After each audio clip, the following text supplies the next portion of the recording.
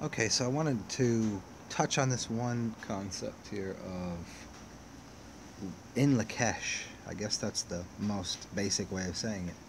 And anybody that's into spirituality and has a clue about the Mayans or has looked into the work of Ian Lungold, I'd watched that a long time ago. He does a great job of breaking down the clockwork of time, and it's not time, it's just the way the energies work and shows you in a way that you perceive time. And it really, when you look at it, it looks exactly like Terence McKenna's work on Time Wave Zero, and it looks exactly like the I Ching, the 64 hexagrams, and um, this concept of in Lakesh is, hey, I'm another you.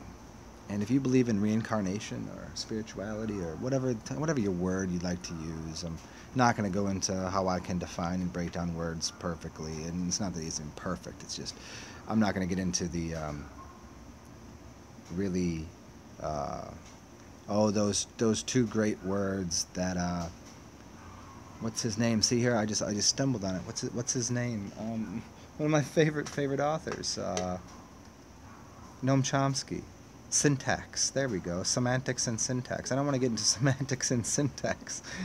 I was sitting here just staring off into the street, and somebody went by on a skateboard, and I was kind of just into that for a second, and I forgot what I was saying. So, yeah, I don't. I'm not. This isn't about syntax or semantics or Noam Chomsky, and I mean he's a brilliant human. I highly suggest if you haven't listened to him, you should check him out. And a lot of he did a great. Well, he didn't do it. Somebody made. There's two great documentaries. One is called oh, it's called Manufacturing Consent, and the other one is actually about his life, which is done by a French filmmaker who, curiously enough, made the movie Eternal Sunshine of the Spotless Mind, as well as another great dream movie. And he did an interview with Noam Chomsky, and I forget a tall man, is a tall man happy? It's something like that, and it's a funny, it's something that works within the semantics and the syntax of the way that it's put together, but it makes no sense. The sentence. So that's the name of the movie. Is a tall man happy? Something like that. So, anyways, let me get back to the focus here.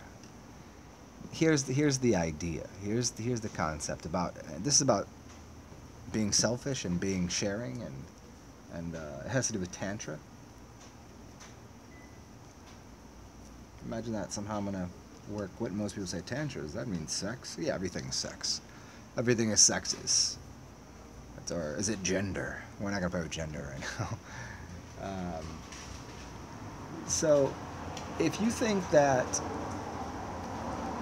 you exist again after this, you get reincarnated, and whether it's into another life or a life that's just like this, that's maybe your neighbor that's walking by right now, maybe that's your life. So what people do here is they find themselves so concerned with everyone else because they believe in reincarnation so much. And I'm not saying don't believe in it. I'm not saying that you don't live all these other lives. I'm not saying that. I'm saying, but people are, during this life right now where you are, with your experience, are so concerned with everyone else that you forgot to pack your own backpack. That you forgot how to put your clothes on. You forgot how to make sure that your experience is good. Now, what is the trouble with this? Well, if you happen to be right, if you happen to be absolutely right about what your belief is, that everybody gets to live everyone else's life, you know what? There's not too many people that would want to live your life, because your life is so caught up in being, oh man, I got to make sure everybody else is happy. I'm going to spend a lifetime not at all enjoying any experience, but making sure everybody else's experience is perfect. See the trouble there? So if you're right, then you have to live that life, and they have to live your life. Now, isn't that even more profound and astounding? And oh no, because now if you really care about everybody else, shit, they're gonna have to live my life. And I'll say this from personal experience. There's plenty of people go, man, Zen, you have a great life.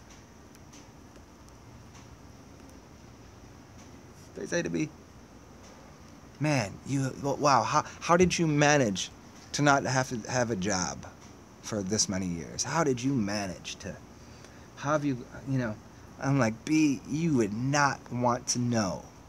Do you want to be a shaman? Do you want to go take all the drugs? Do you want to drink so much of the fire water? Do you want to drink the cup of liquid that no one else will drink? Do you want to smoke that thing? Do you want to eat that chemical? I'm not saying that I've done all the drugs. I'm not saying this. But I'm saying, like, the mind scope of going into the deepest, darkest dimensions of your mind and physical body and strain and stress and terror and anxiety to get whatever it looks like on the outside, this wonderful thing. And I'm not saying that now I don't believe something different, but for the longest time, what I would say is like, man, you don't want this. People are like, this fucking 9 to 5 is killing me. I hate going to the job and doing this shit. And I would say, well, I don't want that job because literally if I had a 9 to 5 job, stacking coasters or putting together toasters or roasting chickens or whatever, putting on a monkey suit or whatever it's called, I don't know. I would have probably done something way worse, like killed myself really like a long time ago. Like the shit would have been awful. Like I would have been done with this life, right? Because of I don't know why, I don't know how it happens. But here's what I'm saying. I'm saying there was a long time I wouldn't have because I think it had something to do with empathy. I was like, I needed to suffer for things, and I didn't want anybody else. Like, man, it looks good, and it is fun sometimes. Don't get me wrong. I've had a lot of amazingly strange and wonderful and awkward and beautiful and absurd experiences with so many different people. And yeah, it's a great joy and journey. But there was, man, I would never have traded it. I was like, no. And the reason I would never trade my life for anyone else's, not because I was scared of their life, because B, you don't want the mental conditions of what it takes to go into like astral realms of being like literally held down in your body and not being able to breathe and like this crazy shit. And in all accounts of like how the mind and the terror and anxiety of this works. They call it Fear and Loathing. One of my favorite movies is Fear and Loathing in Las Vegas. I got a tattoo of Gonzo on me. It's a very funny, interesting concept of one of my favorite word artists. So now, I guess it just has to do with this idea that you need to die daily. You need to kill yourself daily. And what that means is you need to, just lop off all the extra pieces of you that are unneeded, unwanted, and not beneficial to your furthering, of what you are. And there's a couple ways I did that, and I would never suggest it to anybody. Some of the simple ways I did it, like I did a couple ceremonial things on my own, shamanically, like I cut off some of my hair, I did, some rituals and things like this. But there's other things like I would never suggest to anybody, because it would be too intense. But at this point in time, like where I am, like, yeah, I would give you my life. Oh, right here, right now? Oh, shit. Would you like this life? Because I have En Lakesh tattooed on my arm. Imagine that.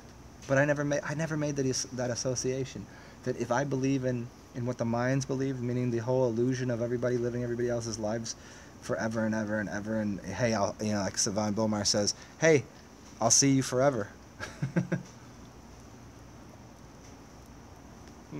I never made the association that, like, oh fuck, everybody, shit, you gotta run through my life. Okay, let me make this good for everybody. Let me make this a really great opportunity and story and wonder-filled environment for people. So here you go. So I'm actually at the point where I go, hey, I'm going to be completely, absolutely selfish. And in my selfishness, I found a way to share more. Isn't that crazy? Isn't it crazy? It's exploding versus imploding. There was plenty of my life that I wanted to explode. I wanted my brain to explode. I didn't want to be here. This whole density was strange and awful and confusing and contrary to what my being felt like as I'm an air sign, if you want to play that, or where I think and believe I came from, or what my other experiences are outside of this body, and how being able to just levitate anytime I want, just fly around and do things that, like, breathe underwater, like doing these things, of reading people like, you can't read in a dream. Like, yes I can. What are you talking about? Like these kind of things like that I could do, like, oh man, but I'm here, I'm in this dense realm, and like nothing seems to, no, you don't want this. It looks good on the outside, but I don't know. But now I figured out, like, en lakesh, I'm another you. So here, yeah, of course, here. And what do they say? You need to find something to live for or something to die for. And when you realize it's both the same thing, I can just say, hey, en lakesh, here, you jump into my spacesuit, jump into my mind. Have anything you want of mine. I've always freely given of what I had, but it was more physical objects. And mental too, like, you know, I give people plenty of insight into the other worlds and ideas.